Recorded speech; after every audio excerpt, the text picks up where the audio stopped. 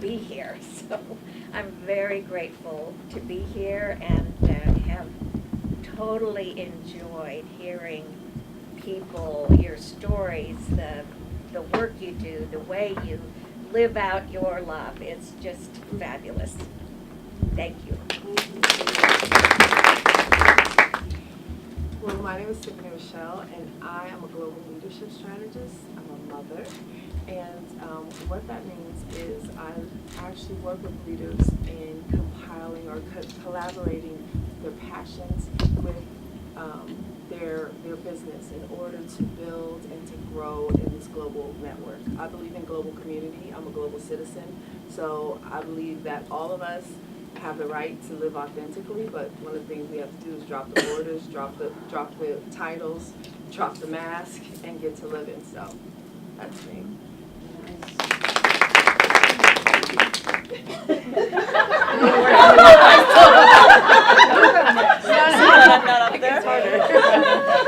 My name is Christine Glidden. I'm the founder and president of a nonprofit here in Albuquerque. We fabricate and distribute underwear and reusable sanitary pads to girls in Nepal, Guatemala, and I'm hoping to go to Zambia and Congo next year with the help of my new best friend, Regine.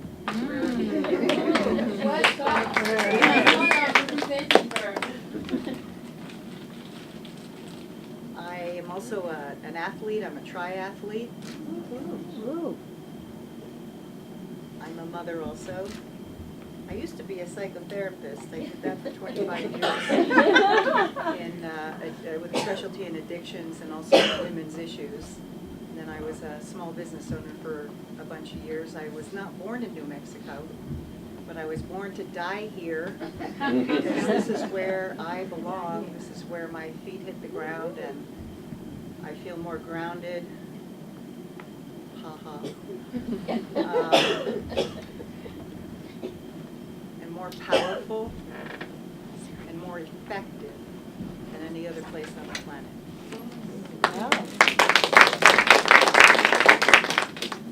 So I bow down to them all, as I do to all the rest of you in here. For those of you who I've not met yet, or I haven't been around hearing speak or anything of the sorts, I'm Dr. Jessica Sanchez.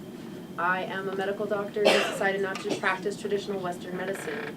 My goals are the same as these beautiful ladies up here as well, to inspire personal growth and leadership. And my format of doing it is through not just inspirational spiritual speaking, but also being a spiritual healer, doing energy therapy, and being a spiritual intuitive, and accepting, as we just covered in the last session with my dear friend, my journey of what I'm called to do and to walk out and assist other people doing it through, yet again, as these women are saying, especially with your position and being part of this puzzle here as well, understanding that this can also be a profession. So your calling in life can be part of your profession. So that's something I've allowed to happen in my life, but my goal is to assist other people as well finding theirs.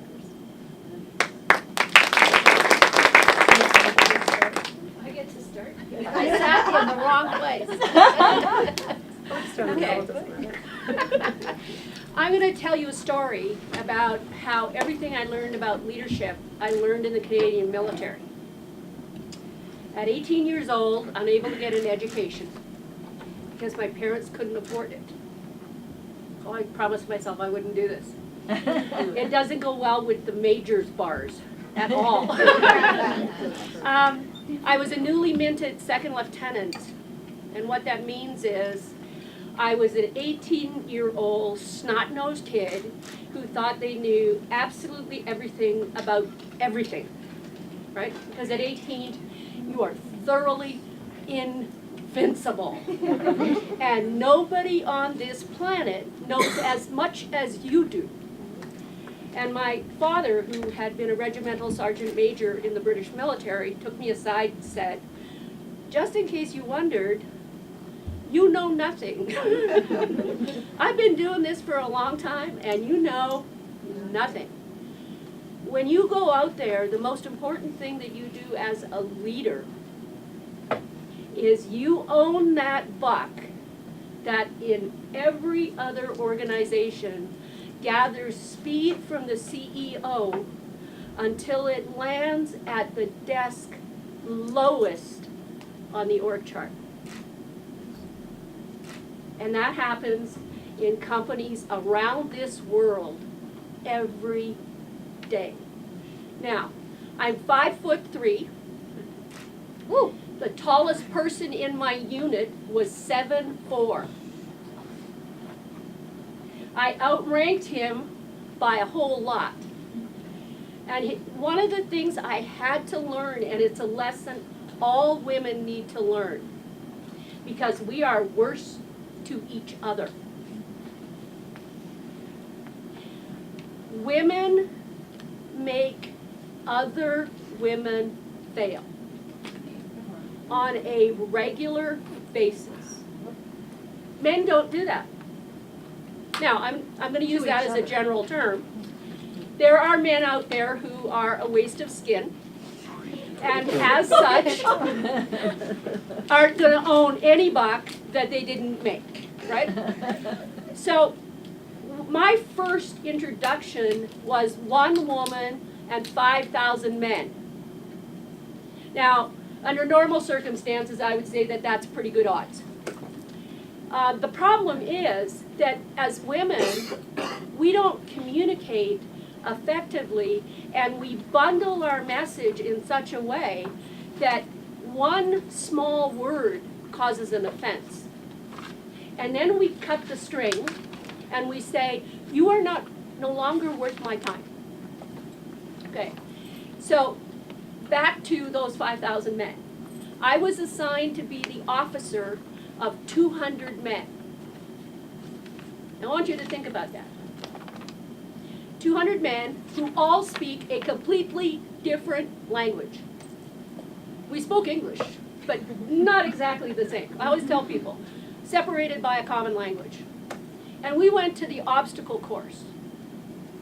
Now, one of the things my father instilled in me was that you never ask anyone ever to do something you will not do yourself. Under no circumstances do you ever do that. So here I am, 5'3", and we're going to the obstacle course. Now, the obstacle course is designed by a sadist. Or if you're standing on their side of the fence, a masochist, right? And so they have big truck tires that come off semi-trailer trucks. And they have poles with barbed wire, and you go under the, in mud and all kinds of other stuff. And there's a 6-foot wall. Now, okay, 5'3", let's give me 2 inches. So standing here, I'm like 5'5". Like this, I am not 6 feet tall. Never mind, pull myself up a 6-foot wall, carrying 120 pounds, a rifle, and a tin lid. That's not happening.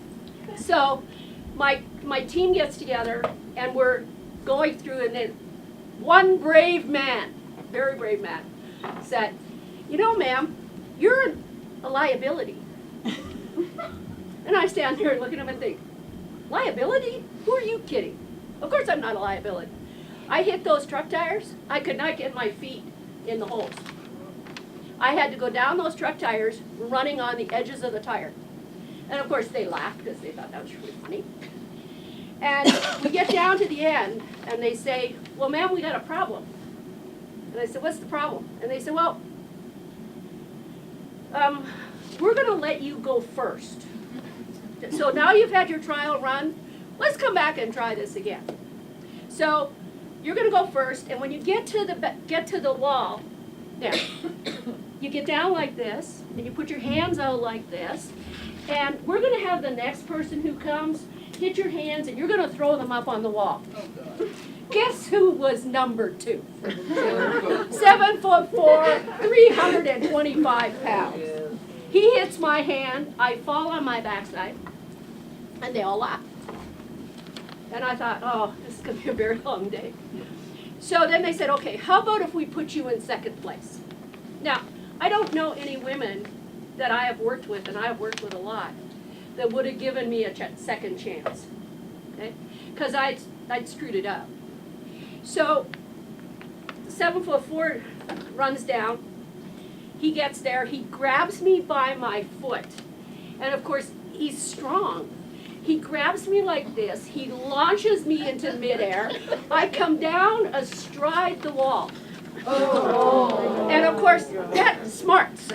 I mean, all you ever had to do in your entire life is hit the bar on your bicycle, and you know, whether, regardless of gender, that that's no fun, right? So the next guy runs up, and I lean down like I'm supposed to help him up over the wall.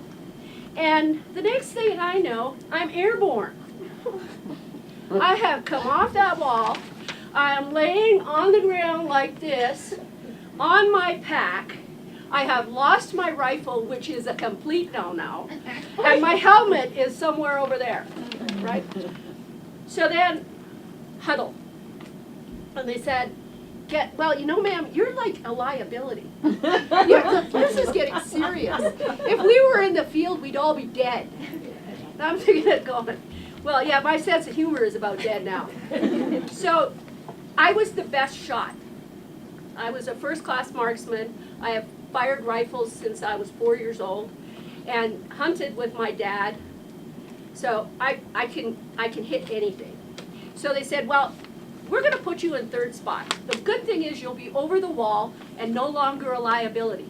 But you know, if this was a real war, you might get shot first. And then one wise guy from the back says, yeah, and still no longer a liability. But the lessons I learned were so critical. Any one of those men I could call today and they would come. I can't name 5 women in the last 5 years that if I called would come. And that's what's wrong when we say we need women leaders. No, we don't. Damn it, we need leaders. Yeah. We need people who are willing to step up and have our six. And in the military, what that means is you have my back, right? Because you move forward at 12 o'clock, 10 o'clock, and 2 o'clock. If you don't have somebody watching your six, that's the best place to shoot you. And we need leaders who are willing and able to have our six. Because life is too damn short. We shouldn't be fighting each other. We are 51% of the population. And if we can't walk our talk, then don't call yourself a leader. In Canada, we elected the Disney Prince as our Prime Minister. We better know him as the Selfie Prince. And he's not very bright. His dad was a highly intelligent man. That boy could not lead his way out of a wet paper bag. We've got other leaders on the planet. I would challenge every one of you in this room. Find a leader that you believe their values. Research them. Get to know them. I have 2 leaders that are fundamentally part of everything I do.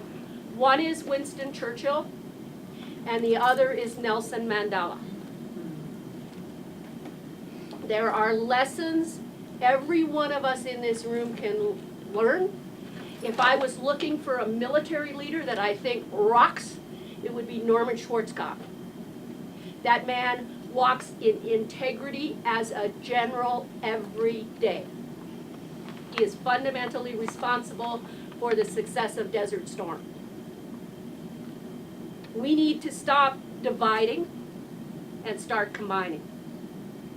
And the things that I have learned, have your 6. Tell the truth even when it hurts. And don't even be nice if you don't want to be nice. Just tell the truth. Because the person on the other side of that conversation needs to accept that. We need to stop saying, well, I felt.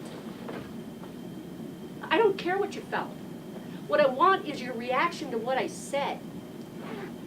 Because it's not about what you felt about what I said, it's about what you can teach me that will help better communicate. You made me feel bad doesn't tell me anything. But that I could have said it differently tells me a lot. So I would challenge each of us. I have learned a ton, and I've met some awesome people here. And I think what we need to do is actually stay in touch. Because we can lose each other when we get on that plane tomorrow. And we shouldn't.